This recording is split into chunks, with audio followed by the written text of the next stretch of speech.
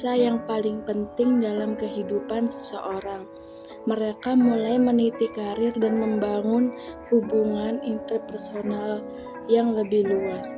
Menurut Harlock, tahun 2012, salah satu tugas perkembangan dewasa awal yaitu memilih pasangan hidup dan memulai membina rumah tangga.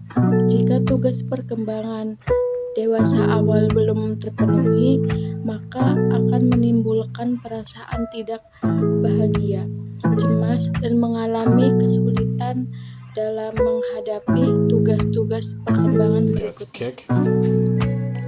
Menurut Harlock, tahun 2012, dewasa awal yang belum menikah biasanya terlalu sibuk dengan dunia kerja, sehingga hal ini membuat mereka mengalami kesulitan dalam menemukan pasangan. Saat seseorang sudah memasuki masa dewasa awal dan usianya hampir mencapai 30 tahun, dewasa awal akan mengalami kecemasan. Hal ini dikarenakan usia 30 tahun merupakan usia kritis bagi wanita yang belum menikah. Sedangkan bagi pria tidak terlalu menjadi masalah karena mereka dapat menikah kapan saja. Menurut Harlock, tahun 2012, kecemasan perempuan dewasa awal yang belum menikah juga dapat dikarenakan masalah kesehatan yang berhubungan dengan reproduksi. Kecemasan dewasa awal yang belum menikah dapat disebabkan oleh beberapa faktor. Di antaranya, menurut Thalys dalam Saraswati tahun 2015, ada 2 faktor yang menyebabkan orang mengalami kecemasan. Yang pertama, faktor individu, dan kedua, faktor lingkungan. Yang pertama, faktor individu, yaitu adanya rasa kurang percaya diri pada diri individu, masa depan yang tanpa tujuan, dan adanya perasaan ketidakmampuan untuk melakukan sesuatu. Yang kedua, ada faktor lingkungan, yaitu hubungan individu dengan orang lain. Perasaan cemas muncul karena individu merasa tidak dicintai oleh orang lain, tidak memiliki kasih sayang, tidak mendapatkan dukungan serta motivasi dari orang lain. Berdasarkan penjelasan di atas, peneliti menyimpulkan bahwa ada 2 faktor yang menyebabkan kecemasan, yaitu faktor lingkungan yang berkaitan dengan dukungan sosial, dan kedua, faktor individu yang berkaitan dengan kepercayaan diri. Dalam menyikapi kecemasan tersebut, maka dibutuhkanlah sebuah konseling yang menjadi salah satu penangkal dalam mengatasi salah satu kecemasan yang lazim ada pada orang-orang yang sedang menanti jodohnya. Konseling yang tepat dan digunakan dalam proses konseling ini yaitu konseling Qur'ani. Konseling Qur'ani sendiri yaitu konseling yang menggunakan cara-cara Islami dalam mengatasi permasalahan tersebut. Terima kasih. Baik, selanjutnya yaitu mengenai konseling Qur'ani. Namun sebelum ke konseling Qur'ani, kita harus tahu juga apa sih konseling itu. Nah, konseling yaitu adalah hubungan profesional antara konselor dan juga konseling. Yang mana di sini konselor bertujuan untuk membantu, untuk mengarahkan konseling agar dapat mengatasi permasalahannya. Seperti itu. Lalu apa konseling Qur'ani? Konseling Qur'ani merupakan upaya untuk membantu individu untuk kembali kepada fitrahnya dan belajar mengembangkan fitrahnya tersebut melalui cara memperdayakan akal, iman, dan kemampuan yang diberikan oleh Allah Subhanahu wa Ta'ala. Nah, bimbingan konseling religius ini merupakan usaha pemberian bantuan kepada individu yang mengalami kesulitan baik batiniah maupun lahiriah, baik yang berkaitan dengan masa kini ataupun masa mendatang pada kehidupan individu. Nah, Pemberian bantuan tersebut berupa layanan di bidang spiritual dan mental, agar individu yang memiliki masalah mampu mengatasinya dengan kemampuan yang ada pada dirinya dan mampu menjadi dorongan dari kekuatan iman dan takwa kepada Allah Subhanahu wa Ta'ala.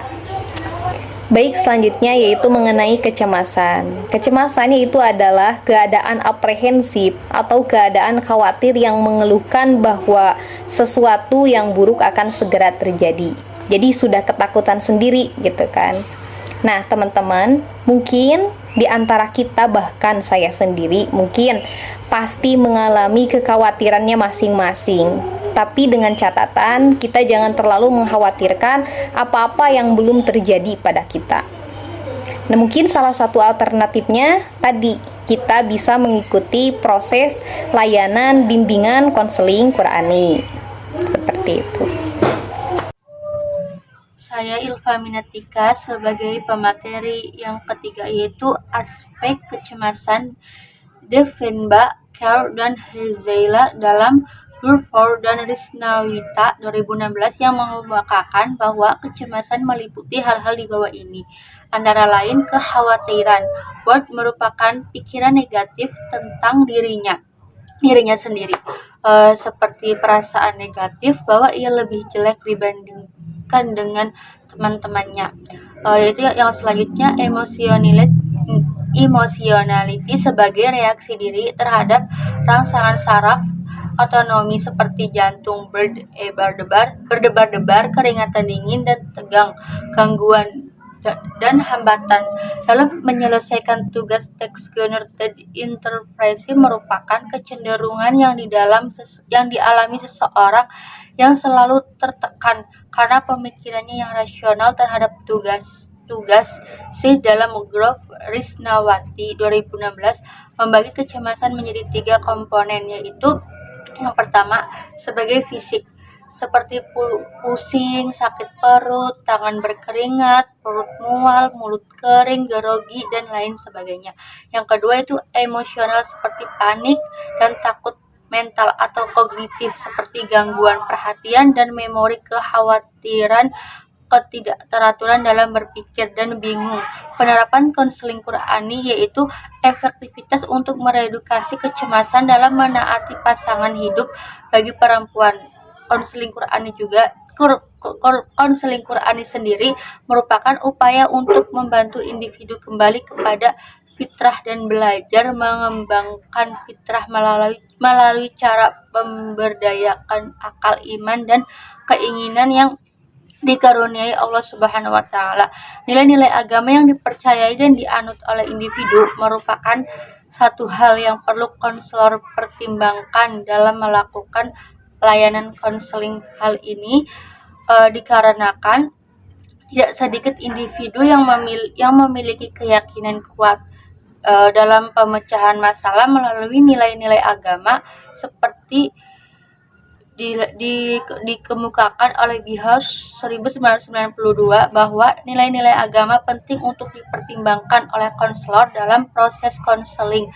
Agar proses konseling terlaksana secara efektif, selain masyarakat diibaratkan perkembangan untuk lebih cenderung mengatasi permasalahan kejiwaan dengan peminatan bantuan kepada para agamawan masyarakat Indonesia. Terima kasih. Hasil dan pembahasan. Tingkat kecemasan perempuan lajang diperoleh peneliti dengan membuat kategorisasi norma kecemasan, yaitu tinggi, sedang, dan rendah.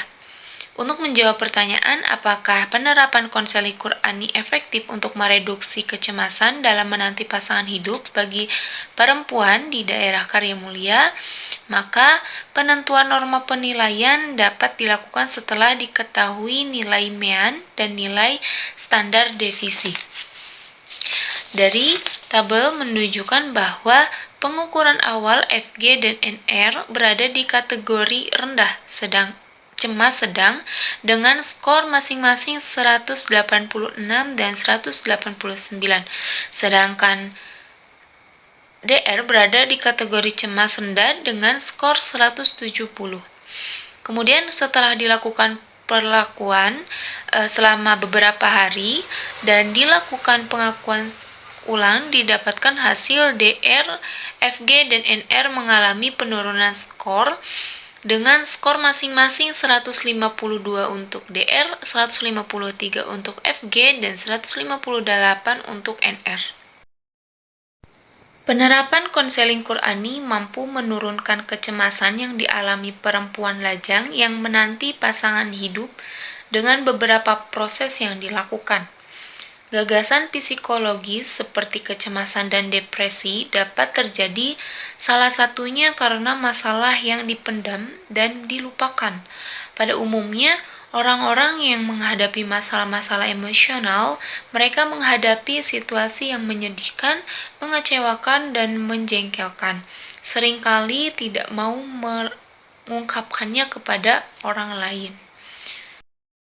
Berdasarkan uraian tersebut, dapat ditarik kesimpulan bahwa konseling Qur'ani efektif terhadap penurunan atau pereduksian kecemasan bagi perempuan lajang di Desa Karya Mulia, sesuai dengan tujuan penelitian. Konseling Qur'ani dapat menjadi solusi alternatif untuk menurunkan tingkat kecemasan yang dialami perempuan dalam menanti pasangan hidup. Oleh karena itu, konseling Qur'ani dapat dikatakan berhasil karena telah menunjukkan penurunan skor kecemasan subjek penelitian. Subjek penelitian mulai memiliki rasa nyaman dan kecemasan mereka teratasi. Metode penelitian ini menggunakan pendekatan kuantitatif dan jenis penelitian kuasi eksperimen dengan menggunakan bentuk rancangan desain tunggal atau one group pretest post-test design. Subjek yang digunakan dalam penelitian ini adalah perempuan lajang yang menanti pasangan hidup sebanyak 15 orang di daerah Karya Mulia. Pengukuran kecemasan dilakukan dengan skala psikologi yang telah diuji coba kepada 15 orang perempuan lajang di daerah Karya Mulia. Sampel subjek dalam penelitian ini berjumlah 3 orang perempuan lajang. Dalam mengambil sampel, peneliti ini menggunakan metode purpose sampling, yakni mengambil sampel dengan kriteria yang telah ditentukan oleh peneliti.